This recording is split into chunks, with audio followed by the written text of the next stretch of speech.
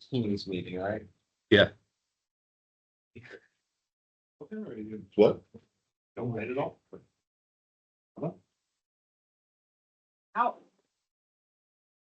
You gotta wait. Someone should admit you. You should be in now. Right? Nope.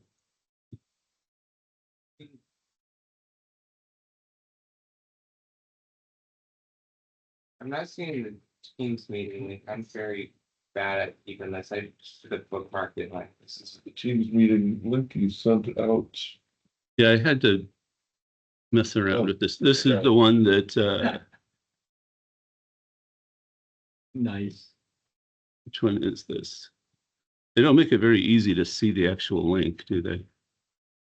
Copy link, is it that one? So let me pop this into Zulu.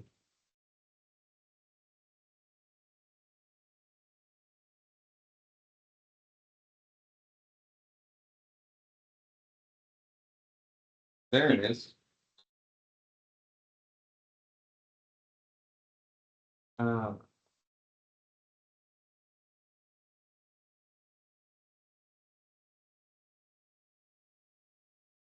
Copy link address. Okay.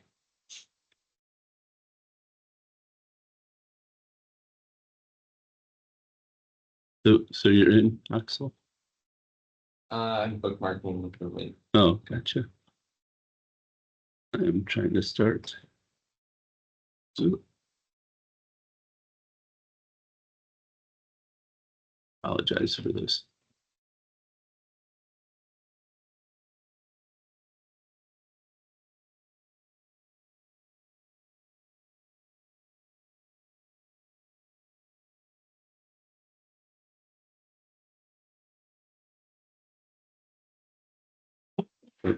Isaac's in here. He knows the score. Where'd you find the URL, Isaac? It's been meetings and homes. Last week. So it's the same as the last one. Yeah, meetings and homework panel. Okay. So there you go. The meeting and home. Jeez. Got it. And I should be. Asked. Wasn't sure if you've done one. I didn't have to add Isaac. He just came in.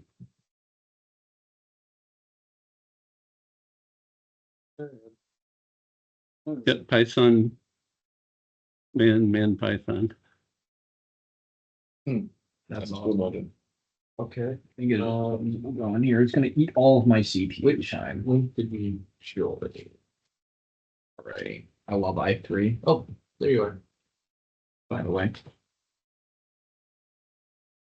But, Yeah. hang tight, someone will open it. Okay, I think you're on the one. What link are you? I didn't you come from? admitted, but some people did.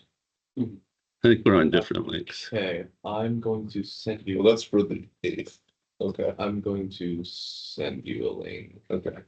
And I'll put one in like this week's. Those Whoa, it's huge. other. Nice link. Okay, I popped There you it are. into Zulip under today's meeting. Aha. Make sure you bookmark that. I don't have bookmarks. So it's going to be different while I'm in Japan. Do. So there's a different, you should have got, I think, a different link for when I'm in Yeah, that's Japan. one of them. Oh, yeah, that one's not available, I don't think. And apparently, I need to change the setting for letting people just bounce it. Hey, somebody got their audio going. There you Cool. Publish, go. I use cubes, by the way. Python, man, Python. That'd be Yep. great. So we got 1, 2, 3, 4. Mr. Defense Man. Who is that? Okay. So we got Isaac, Michael, and Pete. I'm not on. You're not in yet, okay. And To your email? Mr. Man. Who's Mr. Which Defense email did you? Man? To your Gmail. Yeah. Yeah. Not here. No, he's Okay. Isaac. Gmail can Anthony. take a while. So who's not in? There's 3 Okay. people besides me. 1, 2, 3. One of the students. Oh, wait, those are you 4. I'm off by 1. What are the 3 hardest things in computer science? All of them. Naming and off by 1 errors. I think you're supposed to say the 2, but I couldn't read. I got the. That's an off by 1 error. It's exactly right. You see what I did there? All right, I have. Terminal. I do. Have. Indeed, That's right. I have it. What does that mean? This is what I. Oh, I started this other shell. It's part of why it took me a while to find. I didn't add Yes. Teams to my communications group. I'm like, where are all the apps? It's like, oh, it's probably under programs fall. So You'd want a C name there. Because if you have a C name, let me see. If you want to use you can use something. Michael's or something. You could use, I just, Oh, here we go. oh, cool. Yeah, right. Dan, unverified. I can certify that that is Dan. Oh my word. What? I have fun new toys. Okay, Okay. so Dan is going to dictate to the class. See what I did there? Full of stupid jokes today. Yeah, so we're making the benevolent dictator sound. Chad's gonna do it in 3, 2, 1. What's the sound? That's There you the go. sound. Nice. It's whatever we say it is at any given point in time. It's not whatever you say it is, it's whatever you dictate. Whatever you dictate it is. So attention to Dan, please. All right. So, first off, congratulations for your performance. Before it was scrubbed, I was kind of looking through to see, what those other teams were. And it was kind of hard. Most of them I wasn't able to figure out, but I was able to figure out that we beat out one of the UNI teams. They had a couple. We beat out at least one. We beat out Drake, which is a pretty prestigious school. Kirkwood, there was another community college. I'm guessing because it was ICCC. So with that number of C's, it's got to be community college. Like Iowa City Community College. Maybe, yeah.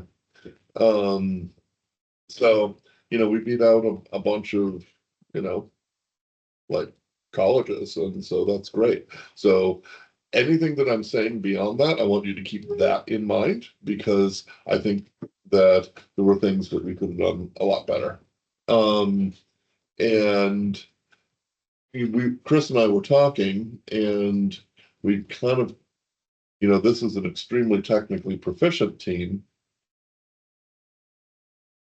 It's the technical proficiency that we have. It's not so much the team that we have. We don't gel terribly well as a team at this point.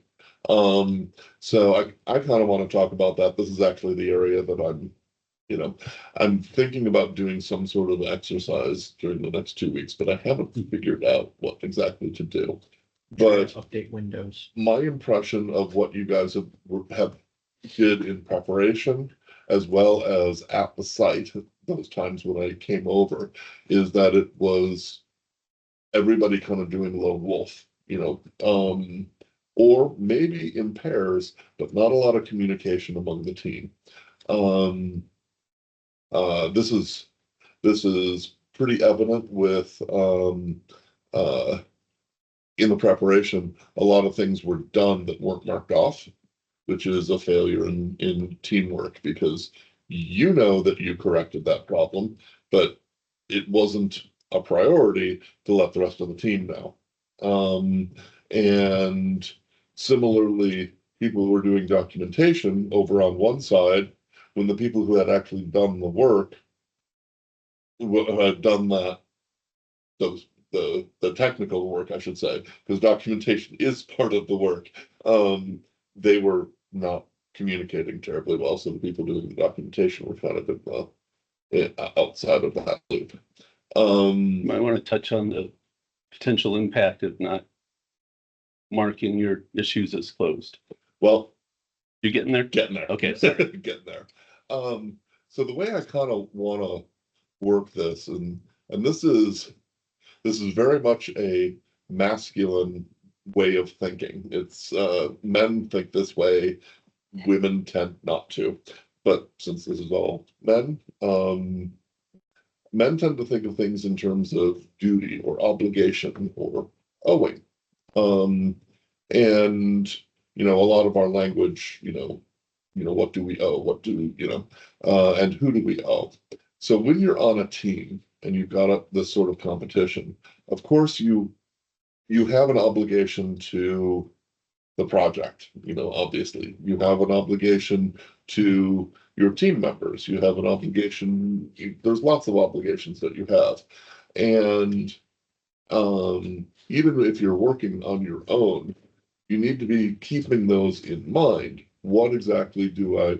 Obviously, it's not usually a problem to remember, oh, I owe something to the project, because that's what you're told to do. But it's usually less clearly stated your obligation to your coworkers, your team members in this case. Later on, your obligation to your boss. Yeah, I corrected the problem, but you should also let your boss know and know how you corrected it. That's going to make your life a whole lot easier if you remember your obligations, not just to the project, but to your boss as well.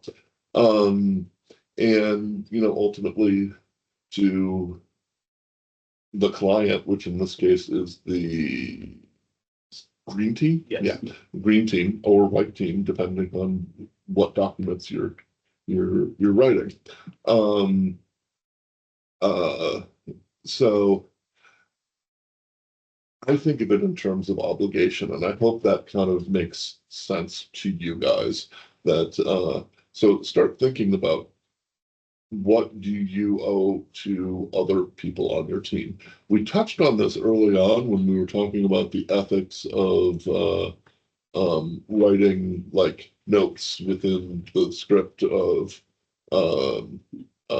what exactly are you doing? And that's an obligation to your future self so that you remember, I changed this because of this. But it's also fulfilling the obligation to any future person that's coming along, any future team member who's changing, why is this the way it is?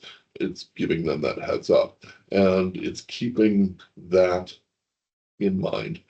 I realize that you guys are all teenage males, and teenage males' prefrontal cortex isn't fully developed, continues to develop until you're about 25.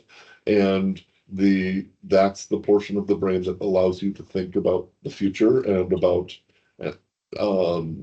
your future self and the obligations you owe to your future self as well as your future coworker. So it's a big ask, but that's something that you want to start trying to keep in mind, just as a general idea. Something that I've thought about, but I am not an expert in GitHub. So I'm going to draw a little bit. Chris, is there any way you can point your camera so that it Yeah, I was shows this? I was wondering if you had a camera too when you're sitting there. But, Well, yeah, but I don't really want to use the bandwidth. And who wants to look at my ugly I mug? think it would actually help a lot in Oh. terms of.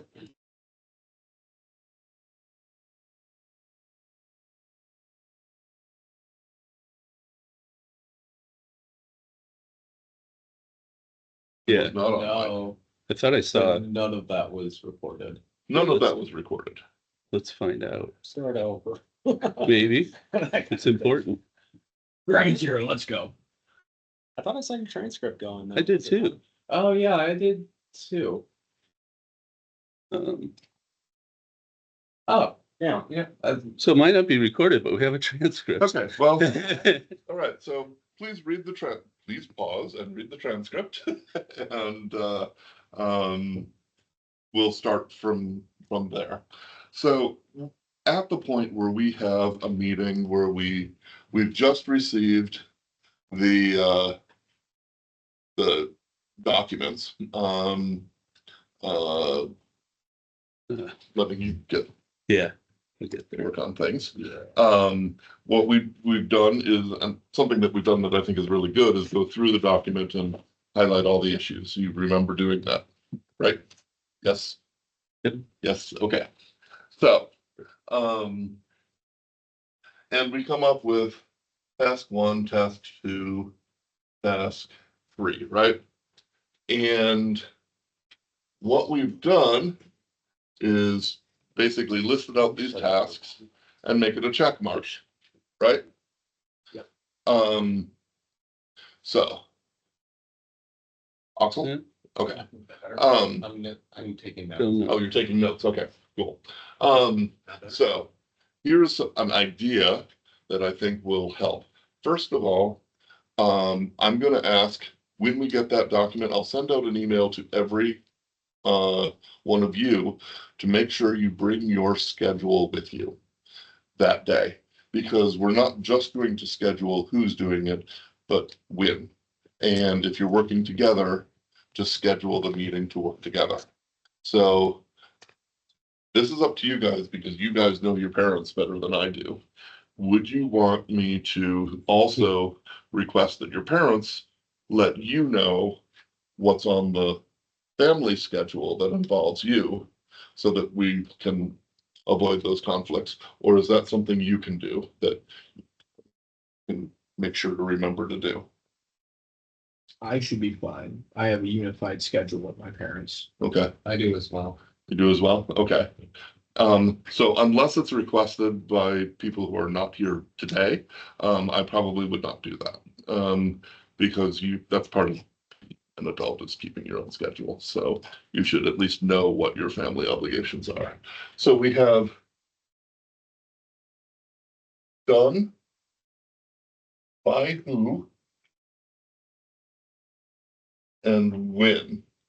Because one of the things we had was that, oh, so-and-so, two of you are gonna work together on this project, but since it wasn't defined when, that's when there was all sorts of discussion about, later on, oh, I can't do it then, oh, I can't do it then, and it ended up kind of being last minute. Now this is 3 columns, but we've got more. Who's documenting it? And it probably should be the same people that are doing it. So this should also be a check mark. And finally, now Michael and I had, I'm not sure this is a bit legible, testing it. Now, Michael and I had this discussion that, well, we might do a change that later on breaks it. But at least if you test it at this point, you've got, it worked at some point. At least you've got something. Plus, I don't actually know what it was, but there was something where something wasn't working. It had been marked as working, but it didn't work when you got there. And nobody had the software to test it at the competition, because it needed to be downloaded, regularly, which means it was never tested because nobody had that software on their computer.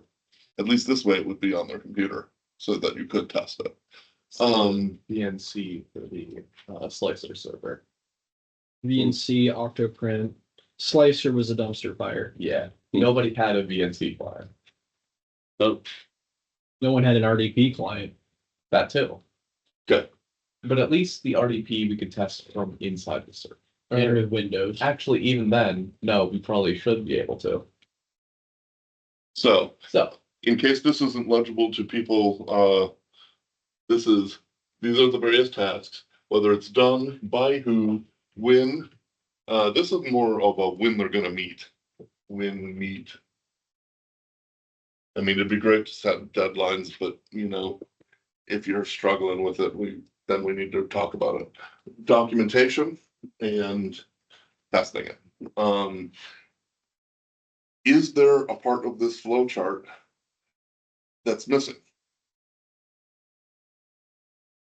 If we consider this a flow chart, and I know it's more of a checklist, but is there something else that we should be tracking? Yes, also. I think one thing that definitely needs to be tracked a little more is what the problem is and what's being done about it. Okay, Kind of like what? Yeah. so, Like a detailed description of like, we have like the task, which is like fix RDP on Slicer. The what is like a detailed, like what's broken, kind of like a detail of what needs to be done. okay, There were So- about like 5 issues on the GitHub that were just a title and no description. okay. So is that the ability to expand the task into subtasks? A little bit. Basically. Or to That's where. Or just describe the task. Yeah, to or at least- describe it better. yeah, That's where- describe exactly what's happening. Well, that's where GitHub falls apart a little bit, right? Because you have a hard to, we're almost describing it as like a Kanban. Right? You have your Kanban board, you move your tiles around, you have the ability to put all your. Oh, like descriptions Trello. Yeah. in. Kinda, We've used Trello before. That was a dumpster fire. Yeah. In my opinion. I Yeah. think Well, GitHub, GitHub should work as long as we actually put descriptions on the issues. Yeah, what I see you saying is you could just edit the issue, right? And because it doesn't have details at first, you can add them. Okay, but before we go too much Yeah. further, Oxel, you said you had two, that was one of them. Yeah. What was the other? Before you forget it. let's see. So it was having so describing what the task actually is, Mhm. and then describing what's actually being done about it. Would that be So- different than the documentation? Yeah, I'd say that's. I'd say that could fall into the documentation. Yeah. Because at least white team docs isn't that what white team docs is? Mostly. Okay, But each issue should have that. Yeah, Yeah. actually, I think because docs should definitely go towards the white team docs, and then testing. However, we're testing it is usually going to be put in the green team docs because that's how they'll need. That's how green team will need to do it. See that? Yeah. okay. And this is tasks. Plus green docs. Right? Yeah. Yeah. Okay, Well, I would say since these are tasks, I want to know what you guys think. To me, the green docs is one of the tasks. And testing the green docs is going through it and making sure the instructions work. So use the other tasks that relate to the green team to build the green docs. Okay. Yeah. Okay, that does make a bit more sense. to expand on that. Yeah. What if we had draft green docs? So basically a paragraph for the green docs as part of this that will help us when we Yeah. have this task for green docs. You can basically kind of cut and paste and assemble it, because we also know that at the end, we're probably going to want to test the whole thing if we possibly can find the time and write the green docs, a final copy Okay. there. Does that make Since you've sense? asked me. Okay, yeah, If I was doing it, not all the tasks apply to the green dots, not all of them apply to the white dots. So as I was going through maybe building them or working them, I would have a green dots label and a white dots label. And then when I went to look at the building the docs, I would pull from those issues. And what we call at work, our definition of done. I think we should have a checklist that's our definition of done. okay, And it should say if, decide if this is a green docs issue. If it is, label it green docs and include enough detail that we'll be able to document this. so since I'm uninitiated. Yeah. What sort of change would you not want? I understand the green docs, not everything needs a Yeah. green doc, but the white docs, since that's, So that's basically it's saying what we did to each server. The white docs is a technical document, so making sure that so-and-so can log into server X and use SSH. You're gonna if SSH is already installed and you're looking at logins, and there might not be a lot to do there. You might have a task, you might have gone ahead and worked on SSH, but maybe you didn't have to do much or anything with the account. There's going to be some that are functionally related that pertain to the green team more. So Maybe, more specifically, yeah. what would be something that you'd want to communicate? Because what Oxel was saying, we want to list out what we have done. Mhm. What would be included in that, but not included in the white team doc?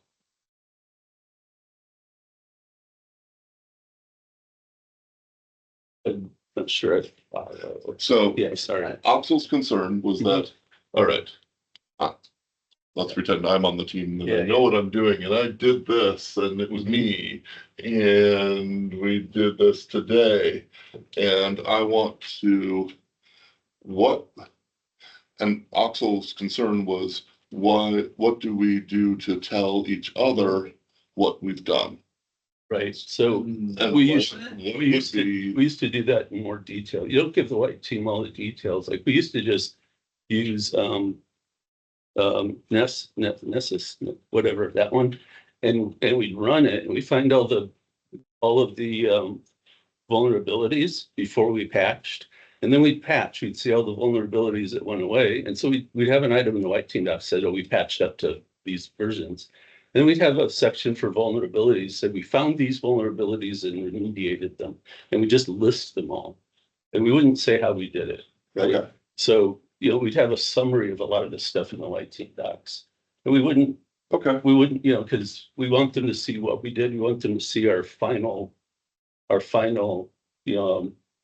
our kind of destination state. This is how we got to. Okay. But we didn't necessarily tell them everything.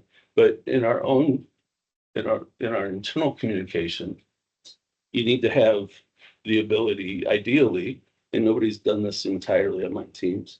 Ideally, you would have code and scripts to reproduce what you did in case you had to start over. Okay. White team docs don't need that kind of detail. Okay. Right? So actually, what I'm hearing is we want to split this up into internal and white team. So we've got notes for internal and notes for the white team docs. And, if we do want to say NA for white team docs because it doesn't need to be in there, we can just put and I NA. don't want to over-engineer it, but you kind of asked, Yeah. That's yeah. always been my dream. Oh, I mean, Scripts to recreate Yeah. a chunk for Yeah. white team, a chunk for That's what I green was gonna team. say, like almost treat like internal being Mhm. for us, the script of everything we did to just run the script. I thought the white team docs were internal. We're basically what you do for internal. That's And then white Yeah, team, no, be like so- the white team docs be a description of what Yeah. that script does. I mean, yeah, I thought white team was basically a summary, but it was still like everything we did. internal, but okay. Okay. So, and probably green, so. Draft. Green. Here, and this can be NA, but we still want to Yeah. test it. The white team docs I think of as the thing you show your boss. Your boss doesn't want the mind numbing in detail. So we could look at samples from my old If you give team. your boss the mind numbing detail, they don't ask for it. Yeah. Yeah, we could look at the samples and try to find the sweet spot for this in some of our old ones. But then the green team docs are the user manual, you just want them to be able to do the stuff. What if you do test driven development, right? You can just export the descriptions of your tests that feed into the white team doc. That's your high level, Yeah, but the test actually is the automated code. Yeah, Okay. we still need the network diagrams. Oh, yeah, And the remediation. this that might could be be more. part of it, Yep. yeah. Yep. Gotcha. What's that right column labeled? this is draft green. Okay. Now, the actual green docs are here at the end. Well, that's gonna be just like plug and Assembled. play what we got from all the other. Hopefully. Assembled And make styles, sure it right? works. Yes. CSS. Just in interest of making sure we understood things correctly, I thought Oxel's statement wasn't about making sure we document what we did, Hmm. because but more about making sure we document what the issue We need to is. document both. Yeah. So he did say there were two, and Okay. so the issue was more, we can either expand the task and define it, or expand it into subtasks. So either way is a way to do that, right? Okay. I don't know if you can do that on GitHub, but Yeah, I'd say expanding it into subtasks is defining it. right. And this kind of a game time call, right? If it's like, if you say, do this on all the servers and it's complicated, maybe you have subtasks. But if it's just a poorly specified because we just copied it out of the document and we didn't add details, then you just flush it out. I might actually make a GitHub issue template for this. Okay, That would be awesome. You can certainly do that. so circling back to what I initially talked about was, what do you owe to your coworkers or your team members? And when you're writing your internal, that's where you need to think about that, because you need to think about, oh, if I were coming across this, what do I need? What would I want to know? What would my team member want to know? And that's going to guide what you're writing there. So that kind of triggers you to hopefully think about that. But I mean, this is just kind of what I observed some issues on that teamwork and on that scheduling, and this is kind of what I came up with kind of on the fly. I was looking for something that I could do team building really quick, but every team building thing is a little silly, and you know, I'm hoping I'm going to keep looking. Maybe I can find something online to do. But Jackbox. I thought we host a TMUX server. We have an NVIM instance, and we try to write a web server in Python. With everybody typing at the same typing time. At the same time. Thoughts. Hilarious. Wait, I prefer something more like wait, that'd be live collab where you have No. multiple cursors, one from each person, but No. Well, no, TMUX. it's a team. Everybody shares the keyboard. We're gonna do So- what Primogen did with Tej, no, because Wait, but with so more people. it's so Well, it's Emacs. Everybody is. Six I people. know Does a everybody different have idea. separate? You divide the keyboard, you get everything E to X and over. Wait, this doesn't. I love that even more. This doesn't I work. can hot glue together like Bash and Netcat. I love There's that. an issue. There's an issue. Oxel uses Dvorak. no, He can use I quarters like a switched real back. man. Oh, nice. It's about time. Isaac, issue. I'm switching to Dvorak specifically so you can't do this project. You can we can no longer be friends. Actually- Sorry. I can't respect you as a human being. So would this be one physical keyboard? It would so Are you gonna okay. Are you gonna like because if you all like I'm making a virtual session in, you could do this, right? You'd have to design the thing you're gonna build, and then you'd like parcel out like you would in a normal project. Well, okay, I'm gonna go build this thing, but you're working on the same file at the same time. And With the somebody same says, keyboard on the same TMUX instance, with the same NVIM instance, with the same plugins. So It'll be absolute it'd be chaos, like but it'll be GDOT, wonderful. but not nice. I have one more, just throwing it out there. Green docs and testing should probably start like the Wednesday before the competition. Yeah. So things should basically be done by then. That doesn't always happen, but you know, that's kind of the goal anyway. So this is what I came up with.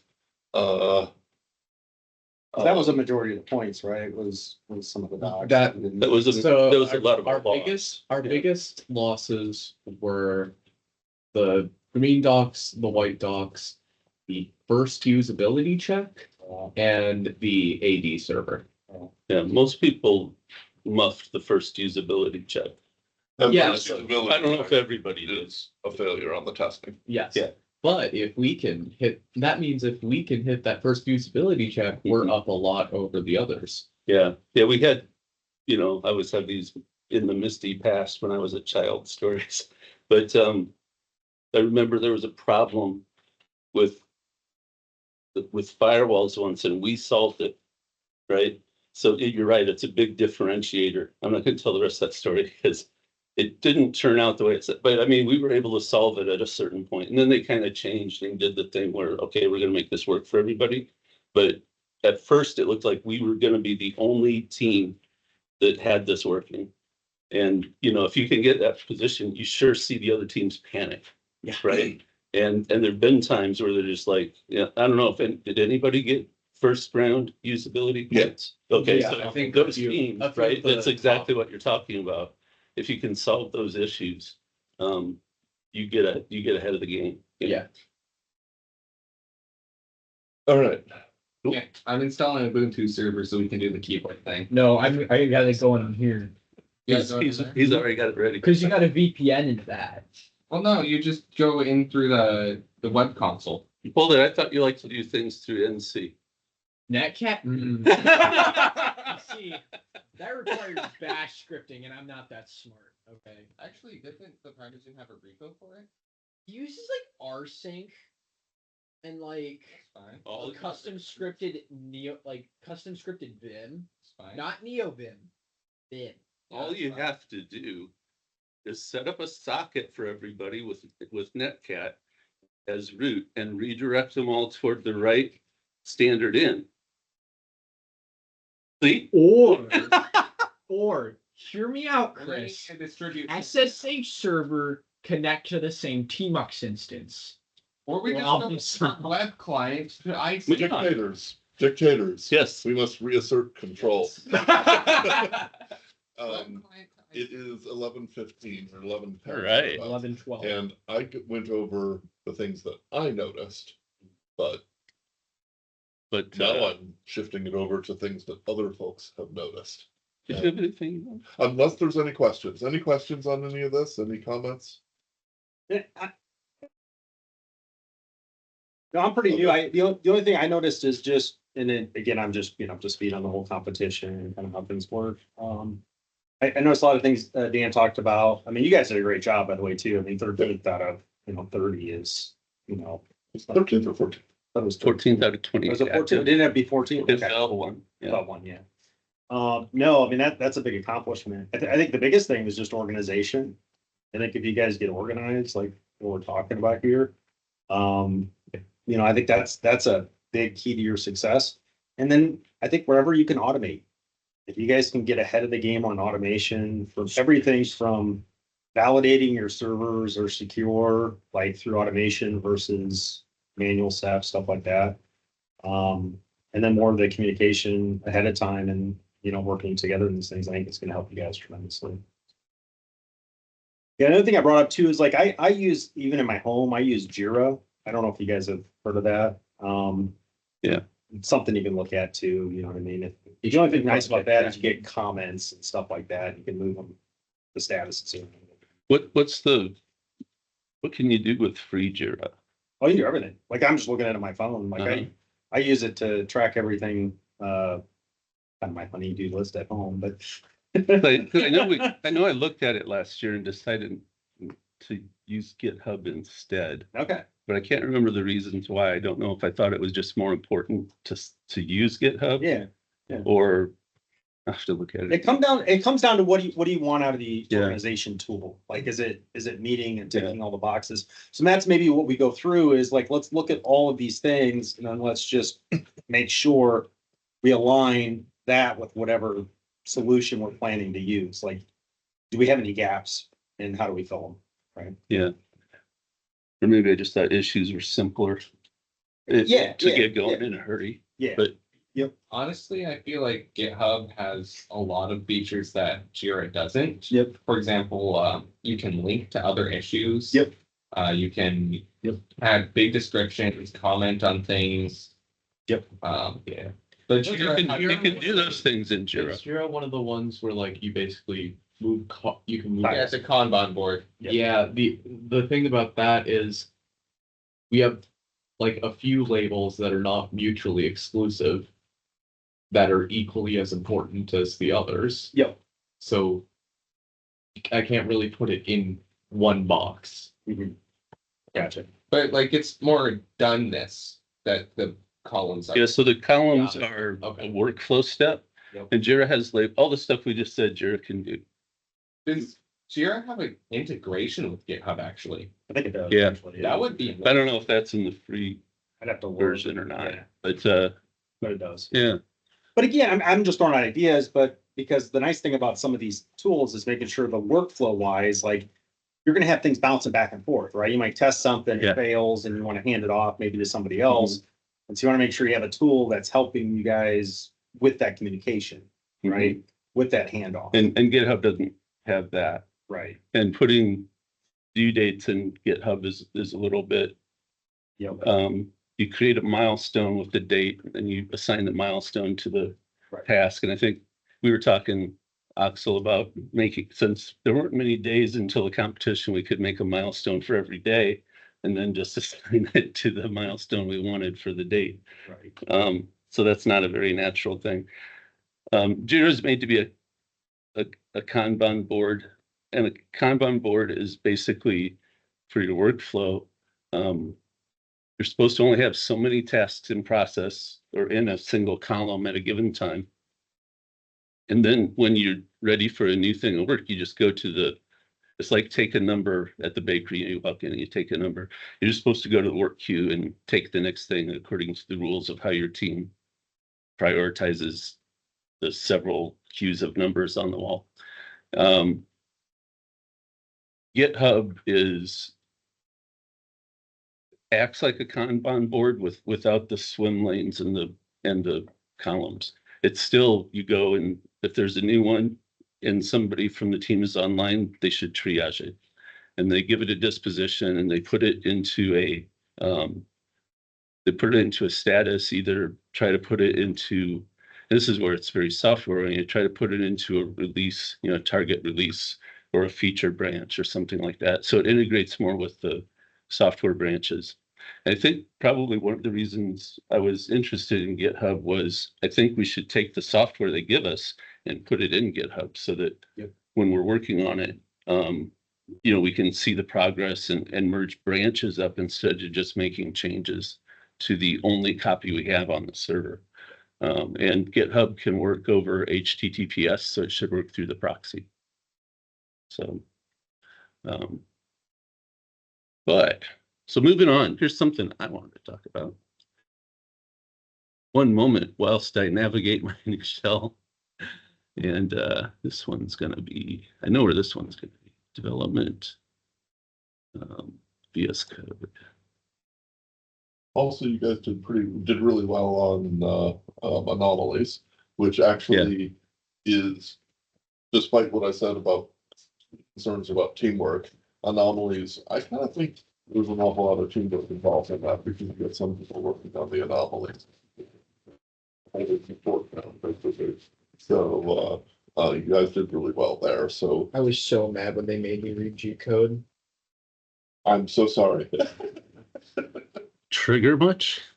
G code, man. If you tried to read G code, That's a yes. Thank you, Isaac, Henry, and Isaac, because you were Henry is not here, but you were the three people who did the most on anomaly.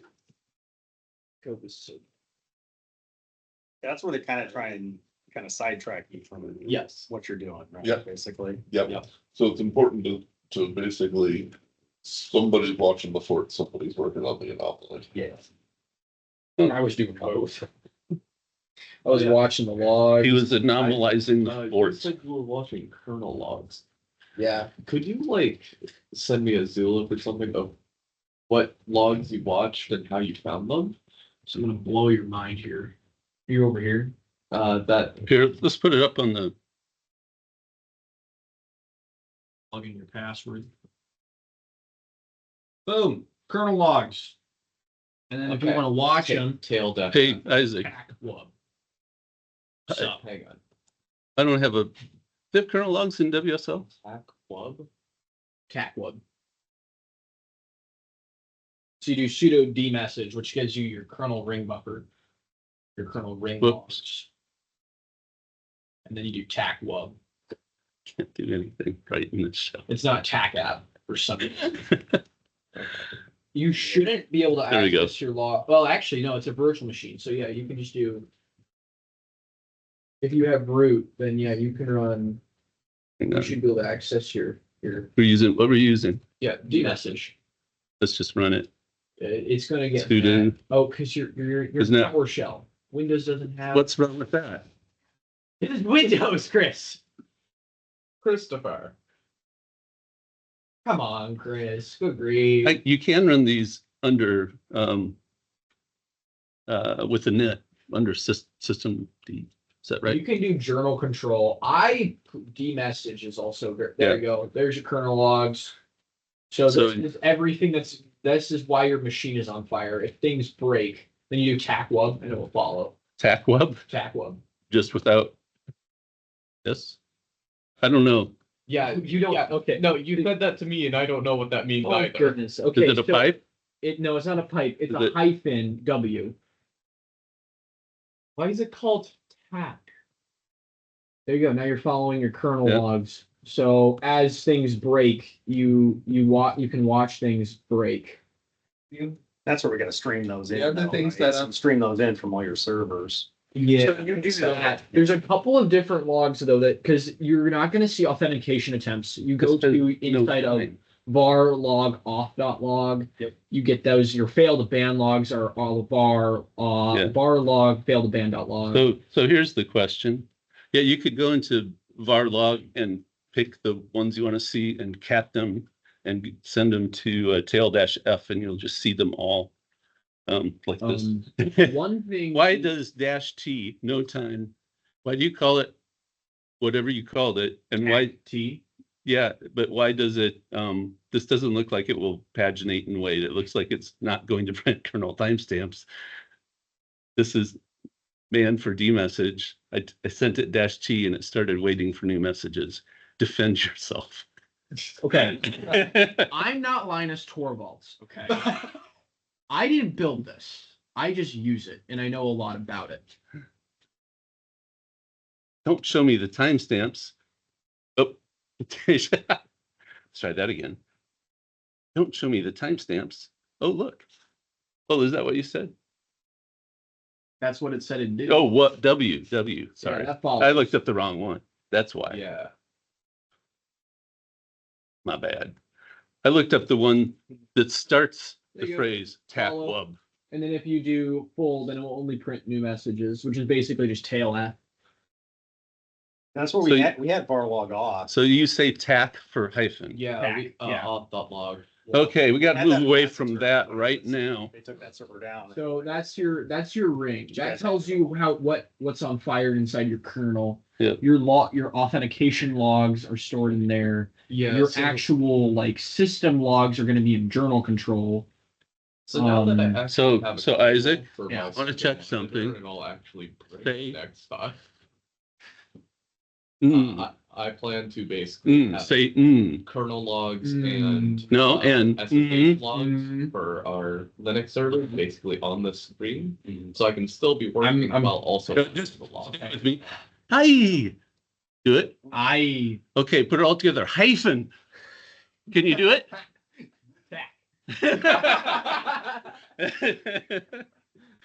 Okay, I want to talk about vulnerabilities journal. at the competition. Eternal Blue. We did not find internal blood. Oh, We did not. oh, check we found that one out the hard way. bud.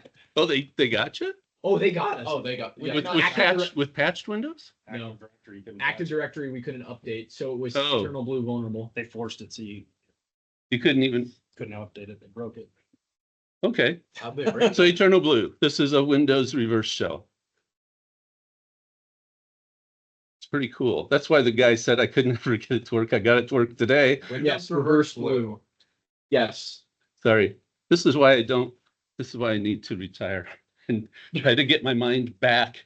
What other types of vulnerabilities? And it doesn't have to be specific ones, just types of vulnerabilities. Oh, vulnerabilities. Like changing the account passwords on some of the accounts, right? Did we miss some of the It's servers? just Oh, file stuff. JWT token Oh, verification. yeah.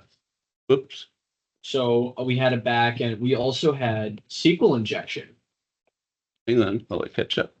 JWT token verification. Yeah, he mentioned that one, right? Yeah. So that was one endpoint. The one that said I was true. I was so I looked through it and I'm like, it was so easy to fix. What was the next one you say? Let me try to keep up. Client side verification. It should have been done on the server. You said something else, didn't you? I say a lot of things, Chris. Was it for token JWT? Yeah. So You said for- something after There that. was our front end flag and our back end flag. Our back end flag was JWT token vulnerability. Our front end flag was a client side token verification. So what it would do is it verify the JWT token on the front end when it should have been done on the back end. Both of which were stupid easy fixes in the TypeScript. Oh, you said SQL injection. They mentioned something about SQL injection. I don't like PHP. Me and PHP have beef. You don't need to know PHP to fix SQL injection. I don't like reading there PHP. were Depends on what's backdoor written. accounts. Backdoor accounts. Oh yeah, they opened like a SOCAT terminal, which was honestly very creative. I was very impressed when I found that. Was that through a backdoor account? It created a backdoor account. It was an Octoprint plugin. How did they? So that's the exploit. How did they? What was the vulnerability that There let was no them do it? vulnerability. That was just installing SOCAT and opening up a socket. Okay, so this is vulnerable software installed, pre-installed.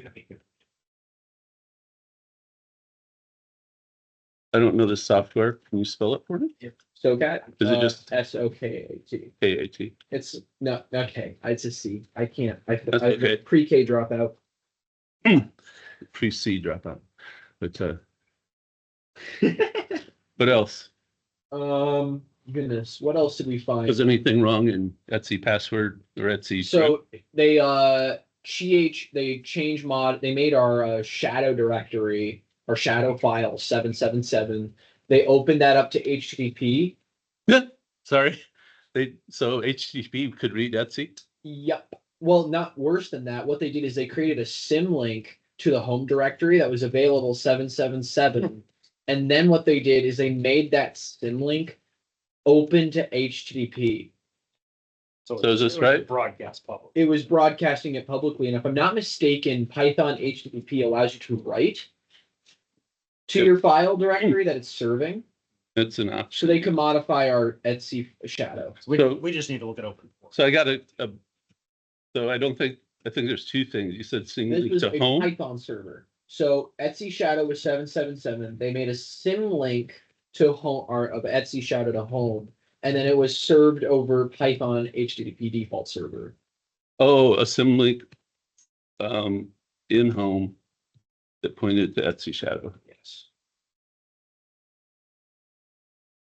Here's all my passwords. All of our hacks So that you could, if you could crack those in a couple of minutes with Hashcat.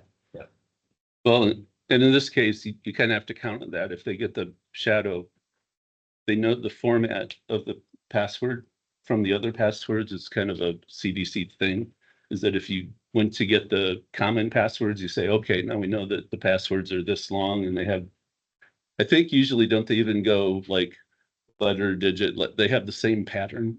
But anyway, they'll have something with GPUs and they'll crack. He showed us, right? Yeah, he How showed fast us. it cracked it. Like seconds. Yeah. Now, before the competition starts, like you can patch all these vulnerabilities, right? Yeah. Like that's the reason we're going through these. Mhm. Like you don't have to leave those open and Right. take care of it at the competition. We can't change our administrators' passwords, can we? We can, We can. assuming they don't put that in the PSI. Yeah, what exactly do you mean by that? They don't. So if we have an admin user named admin on the Slicer server, can we give them an impossible password? Yes, we can. Okay. But All right. only if they If don't. it's A like, yeah, this is Isaac Hobernicht, needs to be an IT admin, needs to be able to access yada, Yes, yada, yeah, yada. yeah. We cannot do Can't change that those. because they Okay. have to log in. Yes. Right. That's like Okay. a white. That's Green team? Green team. Yeah. Green team. Okay, so we got Eternal Blue. account verifications. What was this one? Oh, that was a key cloak. They So did it's the a- key cloak bypass. Okay, explain it to a So if database my- guy. Huh? Explain it to a We had database thing guy. named Keycloak, right? Mhm. We had a thing named Keycloak. right? So there was a key, they used key cloak for single sign-on. The problem, if my memory serves, is that there was no key cloak wasn't being properly used and they could just bypass it.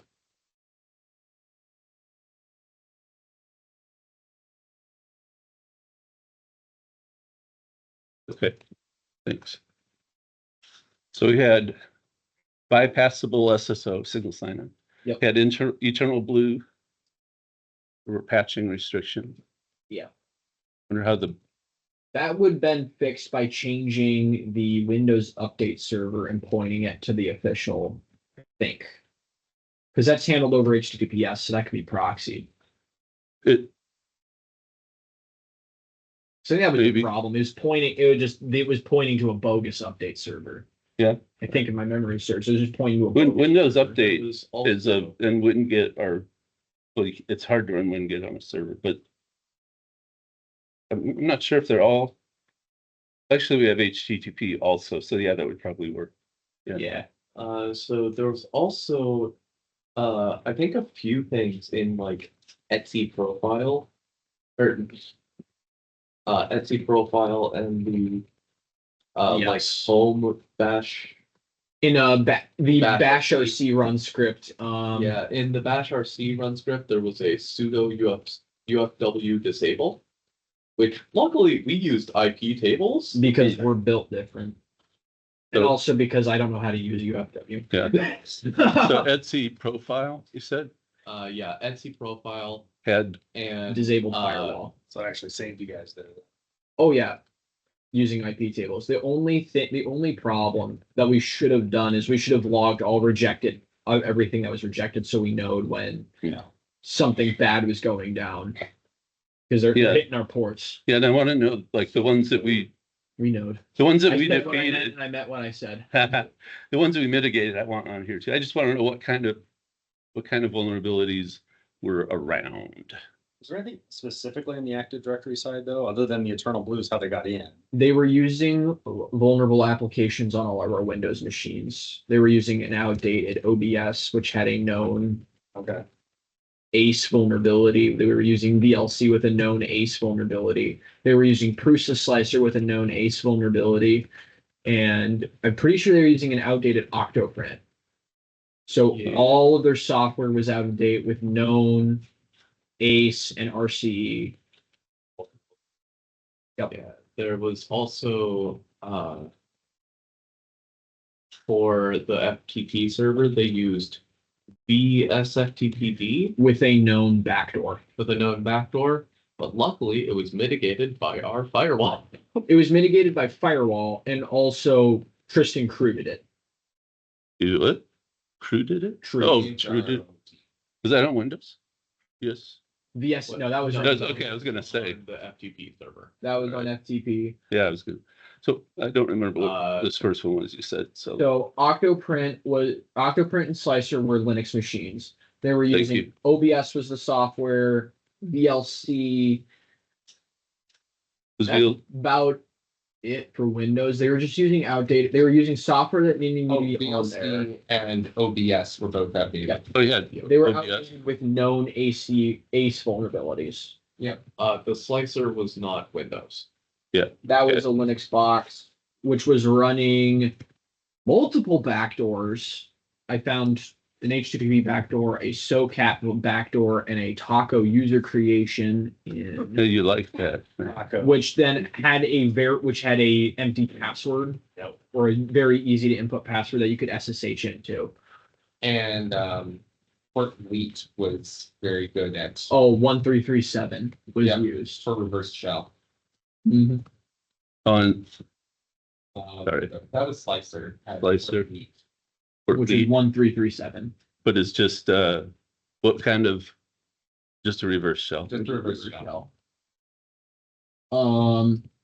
Yeah.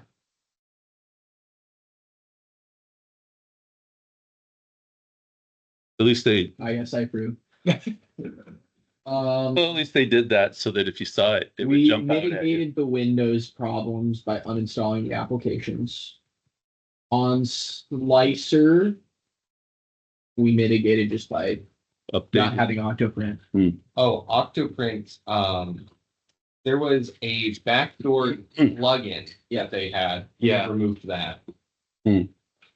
And But you had to have Octoprint, right, for the service? yeah, plan or something? the problem what happened is me and Tristan, we looked at all of our servers and we're like, oh crap, these things are like 5 years behind on updates. I checked the kernel, they were using version 5, which is not good.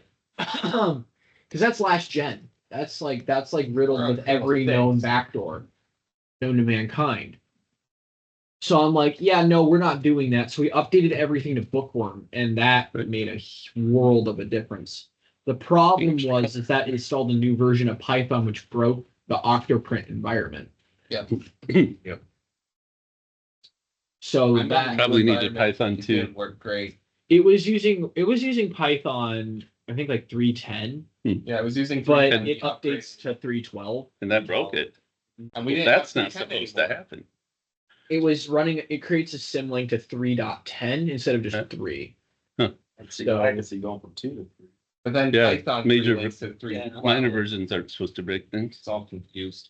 Yeah, it was didn't- a confused. I didn't catch what you did for mitigation on these others, but focus here is on the vulnerabilities. No?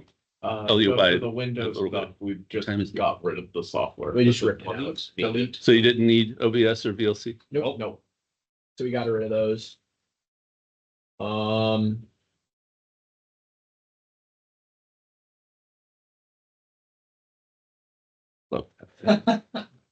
Copilot. Yeah. For the win. Yeah. What other backdoors? I feel like there was more. Well, that's okay. We don't need to list them all. I'm really interested in the types.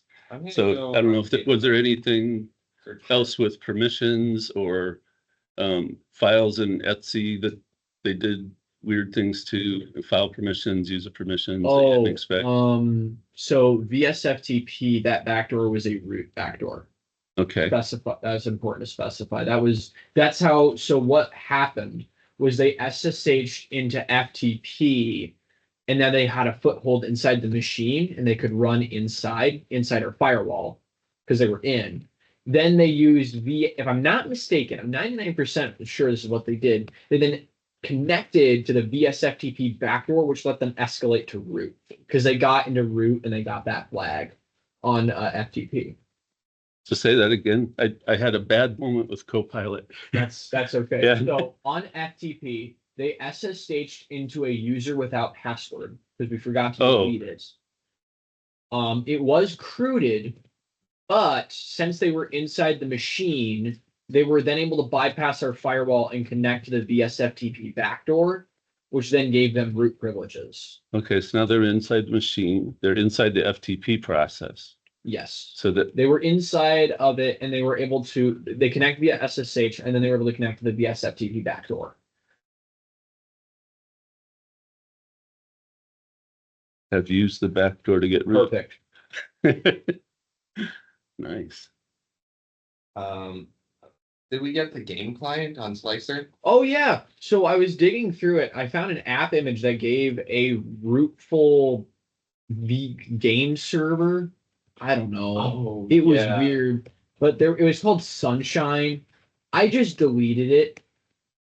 I don't know what the heck he was doing on there, A but root? Rootful, Game? so like it sees everything on the machine. yeah, Oh, Rootful in the sense of X11 or Wayland. because it was running X's root, so you Gotcha. could technically it wouldn't take so if you, Not root the user, root as in the base of all graphical stuff. which X11 yeah, is usually ran, and it was called Sunshine. okay, Beautiful. sorry. Yeah. So rootful and those graphical. It was a Yeah. graphical game Think server. like Google Stadia, Yeah. but self-hosted. Okay. Hey, guys, Or Steam Share, like Steam Remote Play. Yeah, so I just ripped that out because we Okay. didn't need that. Yeah. Okay, so let's take Michael, can you think of any other different types of vulnerabilities? I know we didn't get them written down, I think, but Yeah. I can't think of any other okay. vulnerabilities. I'm just searching backdoor in the GitHub issues here. Um, That's a good idea. SLI had a user called backdoor. Oh yeah, that was Yeah. created inside somewhere, and I just deleted him. Were there any cron jobs or anything like that? Causing havoc? Or scheduled jobs in Windows? We need Henry here. What Look, scheduled job? I know there was one. There was Windows. there was a PowerShell script that opened up a reverse shell. If my memory serves correctly. It created a user, escalated it to root, and then, or not root, administrator. This is Windows, not Linux. And it would open it up to the network without password. So And that PowerShell was- user, catch me up. PowerShell did what? So there was a PowerShell script that created a administrator user named Taco.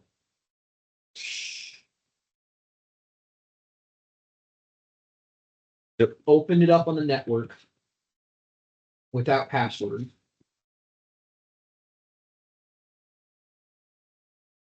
And opened it up on and opened it up on the network. And so Taco could get in and. Yep. Oh. Yep. There was a thing. This is a domain administrator? Servers. I say it. don't. It was a local admin. Sorry.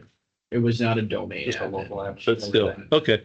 which still very big foothold. Yeah. There was one server where basically all the like transcripts of the any PowerShell commands were just put in the documents folder. I remember you said that.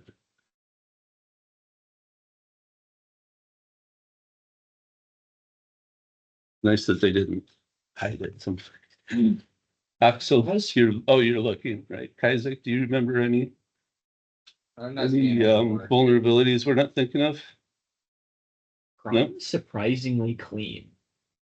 Like there was no cron jobs, which was weird. Did not find any cron jobs.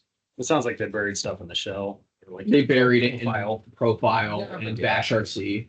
Last time there was a lot of focus on cron jobs. Like they had a ton of scary stuff in there.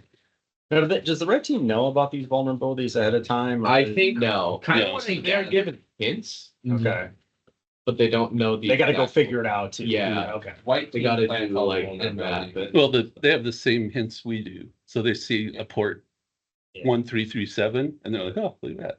So, Yep. so let's, we have another thing to do here. So let's do the other thing. I want to categorize these. This is another copy of the same file. So we're leaving the other one alone. Eternal blue. We're back to what kind? Okay, so we listed a lot of instances. I want to get back down to what kind, and I want to do this kind of quickly. So what kind of vulnerability is eternal blue? Remote access. Remote access, the reverse shell. Code execution. Yeah, reverse shell, we'll say. That's just my category for it. Yeah. So we got one of those. Account verification, key cloak, single sign-on. What would we call that? That is an authentication problem. Go for that?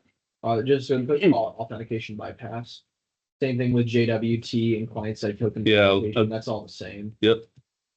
SQL injection is usually called Data. SQL injection. Yeah, typically. Yeah. Yeah. Backdoor accounts. That's gonna also all be reverse shell. Yeah, or auth. Authentication. It's one, whatever it is that's on the list. Vulnerable software. That probably is its own thing. That's just ACE. It's a When you say ACE, I hear access control entry. What do you mean by it? arbitrary code no, execution. it's just a bit too far. Chris, your Bluetooth is off, I think. Sorry, No, he's just far away. Okay. Like those we'll leave it. We'll flesh out some of the different kinds of arbitrary code. 777 would be probably privilege escalation. Yep. But we'll leave them a little more. permission. Yeah, we'll leave them a little more fleshed out. I want to do that. for my own reasons. I'll leave Symlinks because its own thing. Firewall. Yeah, say configs firewall, for example. And this is, we got vulnerable software up there already. And that's a lot. There was a lot of vulnerable software. Same with There's a VSFTP. backdoor software. Which we were able to mitigate. That one ticks several boxes. And then we already got the reverse shell. What was Windows. We use it. So yeah, the rest is. This one's interesting. So I think I'll put that one under malicious code, malicious, that one's just malicious. So we'll say malicious code. Some of them are just buggy, right? But that one, it was nasty. That was explicitly malicious. Yeah. And so that one's also malicious code. And so Same with the transcript. that one's, yeah, that's malicious. If they get there, it's just embarrassing for us. So Well, no. that's how we categorized everything. yeah, and not in, and we're actually redundant, right? It's probably really 4 or 5 things, but I wanted to leave some of this expanded. The point for me doing this is that there's a couple of, well, I got at least one point here, I guess. And you know, along Dan's lines, this is one of the most technically curious teams. You came in the year, you know a lot of stuff, and you're doing plenty of stuff on your own, like installing Arch demo Boy Scout blammo on your toasters at home. But And saying that and learning how to do configuration with the left-handed version of what's the math language? LaTeX. The left-handed European confederated version of tech. And you know, there's just a lot of interest, and you guys are, and that kind of curiosity is one of the things that people will look at when you're that's what we look at for new college grads. Still, you know, still a lot of places that are larger at least look for college grads, but some people get jobs right out of high school. Yeah. So, you know, all of that, what I wanted to do is say that, you know, a lot of this, though, what we need to focus on, there's some fundamental things, right? It doesn't come down to lots of esoteric things. There's some core things we need to focus on if we want to do well and or win the state competition, right? They didn't do anything incredibly sneaky. For Windows Eternal Blue, sound like you had an idea, you know, can we get through to a real Windows update server? You know, so that's just at first I was like, how they do that? Because they actually bake in to the OS the actual IPs of the Windows update server so that nobody can muck around with it. But then I thought, well, no, it's a configuration option. I think you can change So that you can, it. yeah, we do it too. So you can, so your enterprise can have vetted, basically, so you can hold back and test things. Control it. Well, yeah, Put it in even if it's good, we wait. Hold back. Well, even our database servers, you know, patch Tuesday, we're not going to install them on Wednesday. You know, on our lifeblood, I've coined the term lifeblood servers, the ones that people like to say, those are just Microsoft SQL servers. Oh, you mean the ones that process $5 billion of revenue a year? Those servers, lifeblood servers. Yeah, the ones that pay your They salary, keep the world running. so that you can do your $150,000 of whatever it is you just did. Videos on YouTube. Yeah. So we don't put those the next day on our lifeblood servers. So, you know, we let them bake, they put them in dev and test, and, you know, and then a week or so later, if everything looks clean, we put them in prod. So yeah, we do that, but it looks like you had the idea, well, if we could get through to the right servers, we could even get around that. I mean, that's if you don't patch against that, good luck. I don't know if there's a known port or anything for it. It's just nasty NSA code. Yeah, with Eternal Blue, you know, we get into the authentication server for everything else. You can log into everything else. Yeah, Yeah. yeah. And I'm guessing it, I don't know. I haven't looked up how it actually, it Oh, might true. use a well-known Windows port like 445. Yeah, but that's the problem. You can't just shut You those can't off. shut that off. Yeah. So I don't know how it works, but it works very well. So the, So you can all attach the same thing. so I think we would do well with the small amount of time we have left, to just kind of review how these things can be abused. Reverse shell's kind of a hard one, and authentication's kind of a hard one to think about how they're exploited, but in terms of how you detect them and how you lock things down. SQL injection, I've got demo scripts. It's not hard conceptually how you do this. The answer is execute go for it. Sanitize your input. Sanitize your inputs from XKCD. Does anybody know what my summary of, I know we've done it at least once for you guys, maybe twice, I don't Go know. back when I was doing database stuff. But I have a mantra on how you never get injected. Oh, you can do it. Evaluate, not execute. Yeah, that's it, actually. He wasn't even here. Yeah, Back when I made my Mhm. one script to get out of college. yeah. That's when you went on the tangent about database Yes. security. Okay, Isn't yeah, it server-side? you execute code and you evaluate expressions, right? And if you do that, that you can't be injected. Now, the bad part is you can be injected at any layer of the stack and the other layers can't do anything about it. So if at the web interface level, somebody takes stuff and concatenates something together and it now is a injected SQL statement.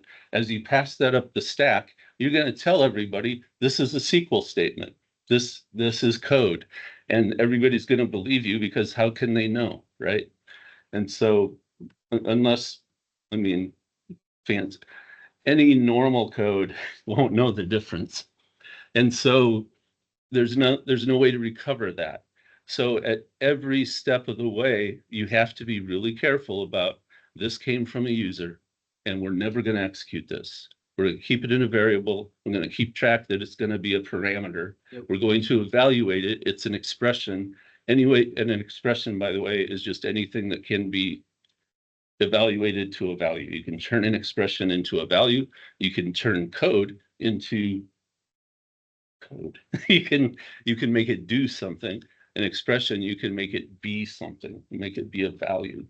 And so you have to keep that separated. And if you do, you cannot be injected because code is code. And what happens with injection is that you trick people into running expressions. Bad code. Bad. You Yeah, trick them an in, yeah. actual expression. Mhm. You trick them into running 7, or something that shouldn't be run. Not 7 wouldn't do it, but so I've got some scripts on that in Python, so it's not in PHP. Thank you. Yeah. Vulnerable software, you just have to find it, right? Malicious code, you have to find it. Privilege escalation. In Linux, there's a few places you always look, and not necessarily for privilege escalation, but there's some targeted areas like Etsy user, Etsy group, Etsy shadow, where Just use these to scan for that. yeah, and then and that's an easy bang for your buck to look at those guys. Finding symlinks, I never thought about that one before. But you can scan for symlinks. You can look for world executable files using find, and then the number one way to determine if something's in a bad configuration is to install a base, install the OS you're looking at and then compare it, right? For example, you might have a utility that has a sticky bit on, but if you look at a clean install of the same OS, you see, oh, wait, the sticky bit's supposed to be on. It might prevent you from clearing the sticky bit, say, on sudo, or is it sudo? Super user do. On some relatively important utility, say the morning of the competition after Chris has had his pancakes. Right. Breaking stuff. hypothetically. So Very specific. very specific hypothetical. And I got 5 minutes. Probably scan all of this just with like a cute little bash script and Nessus, honestly. Yeah, That yeah, if you detects run Nessus or Zap against a website, Yeah. Nessus can hit everything. And there's a free Nessus, but you can also register to get a full Nessus that lasts plenty long enough for the competition. Mhm. And Nessus will find all sorts of things. And that's what we used to always do. I think, I mentioned in the white team doc part, we would run Nessus, see all of the vulnerabilities, dump them into the white team documentation, and we just say we found and mitigated these vulnerabilities. And didn't need to tell them. I mean, maybe we did, but because it's a sign of maturity to say, hey, we ran Nessus and then we mitigated all of these. But you could just say, we sniffed around and found, but that sounds haphazard, right? So, we ran scanners, we found these vulnerabilities, we mitigated all of them. And actually, I think we did say, because then we would say that after we did mitigation actions, we ran Nessus again. And this is, we had these. This is like screenshot Nessus. Yeah, we have, vulnerabilities. now we have, a medium and an info, and we regard the medium as not a threat for the competition because X, and we can't fix it. Yeah. So let me see here. I want to go to, let's have trouble remembering the name of this thing. It's back. Lucid chart. That's it. Oh, Lucid chart. I like Lucid chart.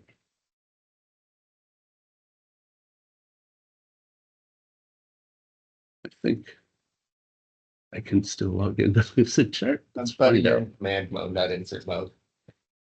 You guys are doing that? We're actually doing it.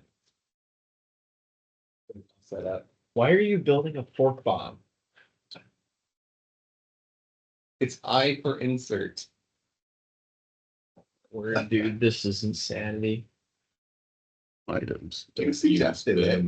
I don't think this will work, but I'm going to try this.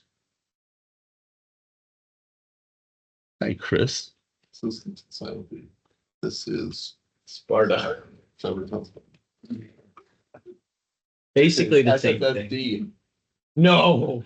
This is No. SSD. No. Hey, what do you think about this document called Harry Sith Chukka Dart Ninja? That's apparently my most recent. Isn't it? I love We were in a document names. we were in a it was a hackathon, and it was the closest thing I could come up with to an anagram for our team members' names. It sounds like one of those default names though, where it's like adjective, noun, and it's just randomly generated. GitHub does that. If you want it to. It wasn't quite as good as the previous one I did, where I just went to Copilot and I said, generate 20 names for me that are of the same style that are Kubernetes container names.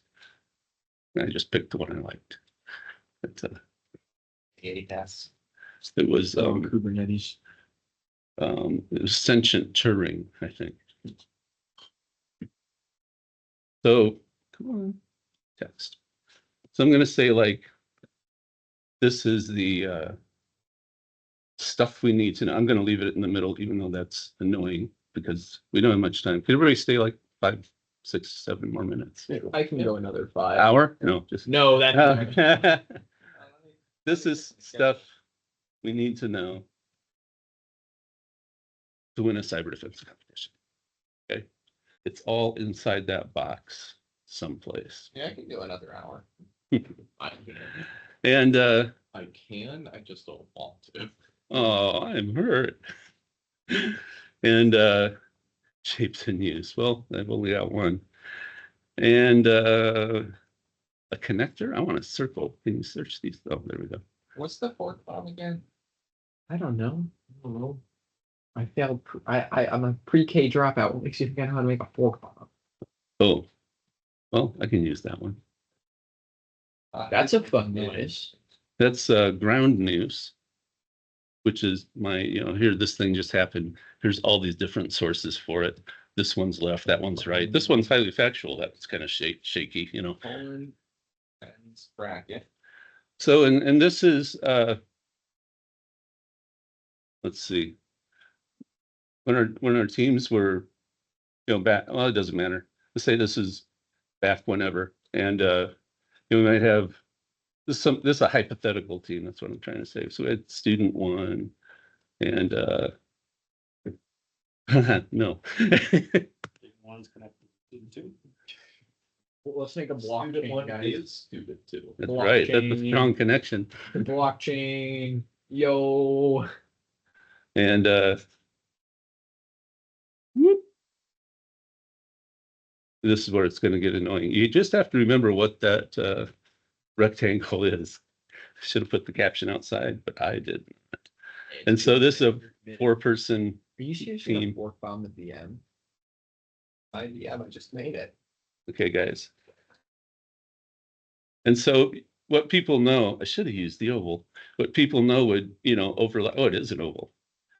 So people on the team know overlaps, some people are more experienced than others and whatnot.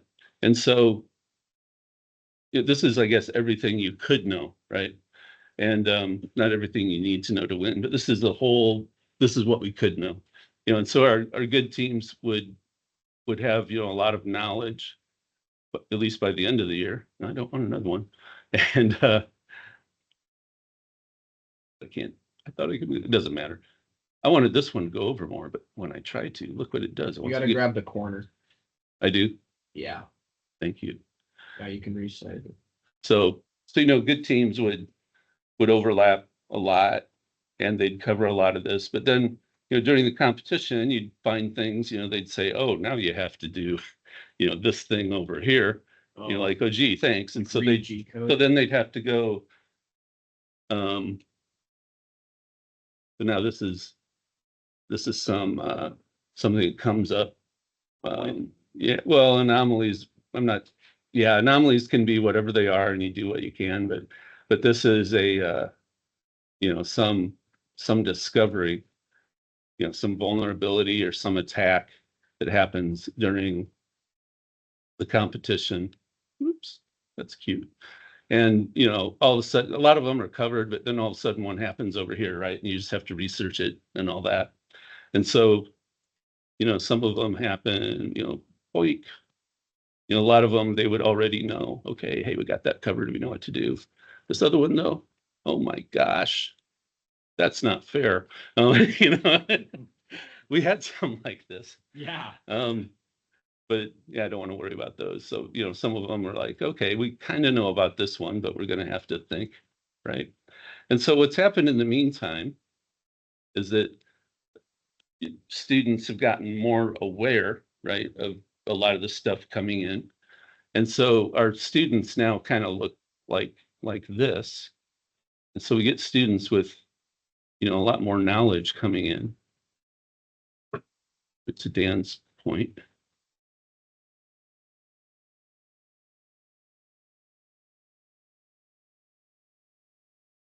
Kind of looks like more like this now, right? And it's easy to think, well, we've got, a lot of this makes sense. Yeah, you might come in and learn some things about networking on how the internet works today, or something like that. When you're new, again, we're gonna have people that are new, and Isaac's young. Josh came in as a guy really interested in web, right? And so he didn't have necessarily all the same things going on.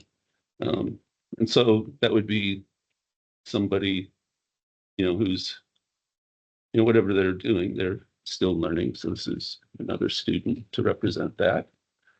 5, right?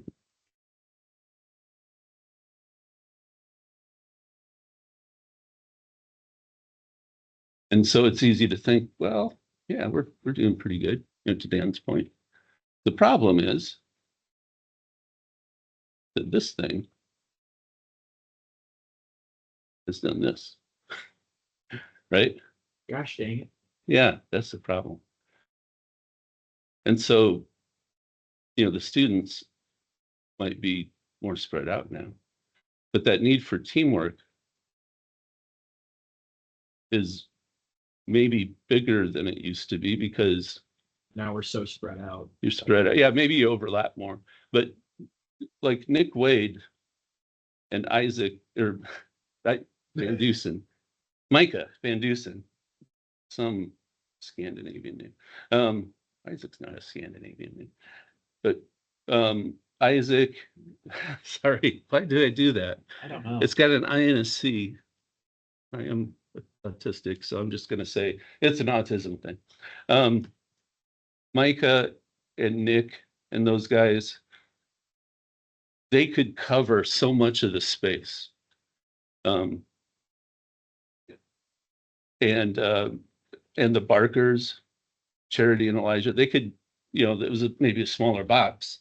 We never saw something like, there was one year we had a streaming video server, and I can't remember who I mentioned it to. We had to, and this was one where I think I mentioned the whole team, maybe. This one where I got pulled in. Micah wanted to work with me. That tells you something. Mike is like, I'm not sure how to do this. I'm like, what? And the problem was that if somebody came to your streaming store, you had to give them a link to a video that would work for them, only them, and it was a one-time link. And we're like, well, we know this is possible. At the time there were online places that would do this. It's like, well, how do you do that with just what we've got here? So we worked together hard. And the surprising thing was that Micah didn't just do it, right, on his own. And he didn't just tell everybody, okay, I've got this. I'm working on this server. I'll take care of it. He's like, well, I've gotten this far on the server and I don't know what to do. And that was really unusual. It was really unusual for Nick to say, I'm stuck. I don't know if Nick ever said he was stuck on anything. These guys were amazing, but they had that smaller box, right? And to give an analogy, Microsoft SQL Server, the enterprise database server we use, I used to have the entire metadata catalog, all the system tables. I used to know all of them. I used to know the whole thing. You can't do it now. You have to do through automation. There's hundreds of these tables now. There used to be like 19, right? And so I could say, yeah, I know the whole product. Nobody, not even the people that I saw the guy talk who wrote some of the innards utilities that we use to check if things are going right. So under the hood, into C code and all that. And he said, nobody knows the whole product now. Impossible. It's impossible. And so this is where, getting back to Dan's point, we need this teamwork because nobody's going to cover the whole space. Everybody needs help. We're going to have these attacks happen that are over here, right? And in order to win this thing, we're just going to have to put our heads together to think about things. It's just the nature of the beast. It's a little more spread. The farther we go, more and more years, the more stuff they add. And they're starting to do phones more often. I know the international competition, they had a power grid one year. So yeah, it's interesting. What we haven't talked about is what to do when I'm gone.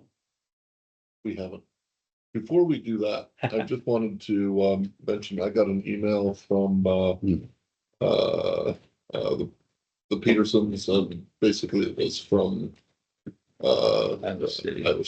They're gonna be over the summer, they're gonna be working with upgrading the systems and so on, so we're gonna lose any virtual machines we have that are on Ice Age. So if you have anything there that you want to keep, or if you want to toy with it now. Because they're going to destroy whatever. Yeah. They're going to migrate away from ESXi. I was going to ask them that because I know it's getting sunsetted by whoever acquired them. Yeah, Broadcom, I think. If we could get like on device clients rather than web browser clients, that would make it so much easier to use. Yeah. Well, I think there are Yeah, they don't let us be. there are remote flags. It's just There are, but they need an account, and that account requires all your personal information. Well, they don't. I've got that client, and Iowa State doesn't allow its use because it puts more of a strain on the server. I believe it. Huh. Yeah. Because you need to run the EXXI management utility. Yeah, if you, VM. I even tried on the VPN and it still didn't let me do it. So, That checks out. Well, did anybody need this? No. put it back, monk. I have it in my notes here. So, yeah, when I asked if you had a few minutes, it was because I want to talk about that. I forgot about the upcoming week. So I'm going to be remote for 2 weeks. I'm going to be very remote. The time zone shift is like, yeah, flip the AM PM and add 2 hours or something like that. Are you actually planning to be on though? I don't think so, unless you message me and say you can't get on. Yeah. Okay. Because this would start at something like 10 PM, so I'd be available to start it if I had to. So back to, I guess, this list. Well, that's not very actionable, that list, to me. That's where we should start breaking that down. Right? Yeah. The group and start talking about like, what are our action items out of the competition, right? So we've kind of done the postmortem, but what's the action now as we combine the conversation around organization and how do we maybe start that conversation of how we start pulling this together. Yay. What's that? Well, 2 of the dictators think you just volunteered. Yeah. No, Yeah. does that stress you or? Okay, so you want to think about next week and, okay. Yeah. I think it's more of an organization, like we really need to get organized Yeah. and be on the same page and talk through. Like it's important we talk through what that actually means, so we're all on the same page with what tools we're using, how it really works. Right. Yeah. So I am going to take a look at, some All right. team building that we can do Yeah. online. Absolutely. I But still if it's know trash, I don't know what to do. Uh-huh. If I can't find anything good, but, this is not, dictators also listen to their people. So what are the people, we don't necessarily obey, but so. Some of them, Do you sometimes. guys have ideas on what you want to be covering the next 2 weeks? Windows stuff. Yeah, we had no idea what to do on Windows, Yeah. and our only team member that did is not in high school. Well, Tristan's probably one of the more literate Windows users of all of us. Yes. I But- just despise Windows in general, but I have. Junior dictator. I think he is a focus junior on dictator. AD, I that think would so help. too. Well, Focus on AD. Like. not only Reach. I think that let's start with local Windows Also- administration, and Yes, then we'll move to Active Direct, like learning how the Active Directory works. Should I add him I to the think group right not now and just only make him wonder what's going on? Local Windows Good luck. administration. And see if he wants Local to. Windows, I can rename it Benevolent Dictators and Henry Ara. Yeah, Yeah. securing making it Windows. Junior dictator. Yeah. finding vulnerability. Where can I look to find a vulnerability? You Yes. don't got grep, and it's not everything's a file in Windows, Yeah. so you can't just scan So- the file system with a grep command. Stupid Where- registry. Where should I look to find a vulnerability? Is there like a third-party software that would be good to download? Bitdefender. That I use. Windows Defender offline scan. Yeah, Sometimes. Yeah. yeah, no, Nothing finds everything. Windows Defender is actually pretty good. It's very competent nowadays. Yeah. It used to be. And the very- offline scan is, You yeah. run an offline scan. look for rootkit. Yeah. Not a bad idea. That's my go-to. Something's wrong, offline scan. Walk away for a couple hours, let it do its thing. Because Tristan's the one that kind of knew the most about Windows. Tristan and Henry. So- Henry knows a lot more about. Henry Windows. knows a lot, but he can't actually do anything for us because Henry did amazing. I thought he could in the competition though. In the international. The last In the one. internet. The last one he could, This yeah, one's yeah. not in the. Yeah, you guys need that knowledge transfer for next. Yeah, Yeah. we've added Henry to the Benevolent Dictators Are Us channel. Okay. It's the first step of roping into teaching you Windows stuff. Yep. So, Does anyone Yeah, have I a think URL for the start Benevolent with Dictator website? Local Windows security management. Benevolent and then Dictators Active Club. Directory. All And then one word. probably, if we still have time, just general task automation. Oh, yeah, Because there we it can is. use to automate tasks across all our machines. I wanted to have, And ideally Okay, some tool that's that- platform agnostic that can do both Windows and Linux. Yeah. So then we can do all that from one dashboard. Have a single management VM that's running Elasticsearch, localized logs. Yep. Everything. And start defining all the logs you want. We should put those in like across the board. I mean, Linux, I can rattle it off right now, but Windows, I have no idea Yeah. for logs, for logs. 'Cause Did you you have your event use viewer, use you have your kernel PowerShell. logs, you have your PowerShell logs. No, use PowerShell to get the Windows event logs. And Okay. that's all of them basically. Really? Okay. Yeah. Okay, that makes Is that there easy. a way to? So I know there's the Windows Event Viewer. Yeah, that's no, Yeah, which Well, but- that's where but the there- centralization- but that's where the PowerShell will pull them out for you. okay. And Then yeah, that's something we should go over. How to do that. yes. Yes. So that's what I mean. We get through how to manage Windows locally, use AD to manage Windows, and then we'll go through how to do platform agnostic automation So let me put, and centralization of logs. Let's as have we a go through it, topic. let's- Yeah, like write down each one of those sections as we go through it. Like, what do you want to see at the end? we should have a topic maybe in Zulip where you guys can start to brainstorm this week. Yep. Where would you like it to be? You want it to be under like a Uh, 3-8 meeting topic, or do you want it to be someplace else? Okay. He says, sure, he wins. So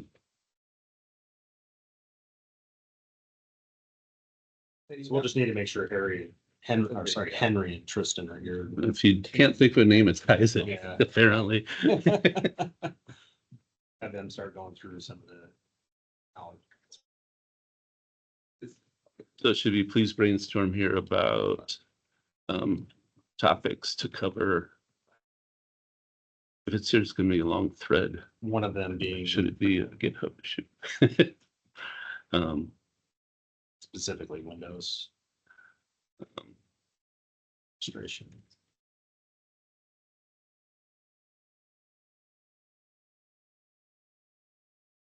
Right. Well, I need to get going Okay, because I have a house I need to go clean before I have people invade tonight.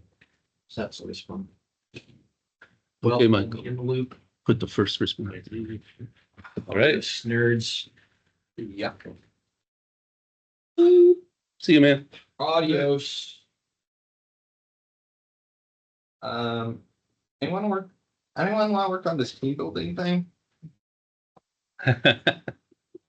Who's hosting it? You're hosting it? I play on Ice Age 2. Oh, yeah. 2, yeah. It's got a fork bomb in here somewhere. Did he write it or did you? I You, wrote the fork bomb. is it running? It's next to it. Is the fork bomb running? Because if it's running, I don't No, think I can it's help. Commented out, Hey, maybe. maybe. If I give you those two files, the specific vulnerabilities we saw and then the types of vulnerabilities, can you put those into, nice Excel format and put them on GitHub? Yeah, you want them in the wiki or the docs You're or what? my guy for documentation. What do you think? I'll find a spot. Okay, because then we can, if anybody wants to refer to them. Yes. I trust you Sure, sure. document more than me. It was me, yeah. Okay, thanks. Well, enjoy your time in Japan. Yeah. Thank you. Looking forward to it. Are you just in Tokyo, or where are you? Just a few days in Tokyo. Andrew's gonna come up to meet us at the airport, and then we're Okay. gonna spend like 3 days there. And then he lives in Kyoto, Oh, okay. and so we're gonna spend most of the rest of the time there. Okay. Hoping to go to Hiroshima, and maybe Osaka, or we do want to go. There's this place really close to Kyoto where they have all these deer. I can't remember the name of it, and they come up right up to you. And, I mean, they're just in the middle of the city. They're famous for these Mara or something. These deer. Andrew has a great picture of one basically trying to eat his phone lens. But Margie wants to see them. Cool. But, yeah, should be fun. Very walkable. Andrew walked 50 kilometers the other day. Oh, He put a picture of his map into our family chat, and he's like, 30 miles or something? "Yeah, yeah." Said easy walk right now, 30 kilometers so far. And Margie asked, "Wow, how long are you going to walk?" And he wrote back, "Until I can't walk." Okay. And the next day, he sent a picture of his. I think he overdid it. He sent a picture of his foot, and his ankle was. It was one of those deals where it's hard to tell. Right. Yeah, so we might be able to keep up with them. Looks bad. So I know I'm an Anyway. odd duck, but apparently at Yokohama during World War II, one of their battle cruisers was basically it was being repaired and it got bombed and basically sunk in place. So they pulled the turret out and mounted it on the shore as a shore battery. And it's still there, and it's just kind of sitting there, and you can get in and crawl around Yeah. and see all that. That's the sort of stuff I'd be like, Yeah. whoa, I want to go do that. Yeah, like there's stuff in San Diego. There's the USS, which aircraft carrier? Oh, It's not the Iowa. That would be embarrassing. I don't know. One of the entries. Can't remember. But then they have Midway? I can't remember. Then they have they have a Russian sub there that you can get into. It's small. It's like being in a sub wouldn't be that bad, and then you get there and you actually go through the little door. You know, The one in Chicago? they have one in San Diego. I haven't been to one in Chicago. Got U-505. And holy smokes. No thanks. I would do that 6'5". Oh. Yeah, they also had they had this ship that was the set for Master and Commander, Okay. which Cool. was kind of cool. Yorktown's in Charles. Yeah. Constitution's in Boston. Yeah, it's in Boston. Still, is it still commissioned? Yeah. Isn't that the one that, yeah, Old Ironsides. Which, when Master and Commander was made, they made it that they're hunting a French ship.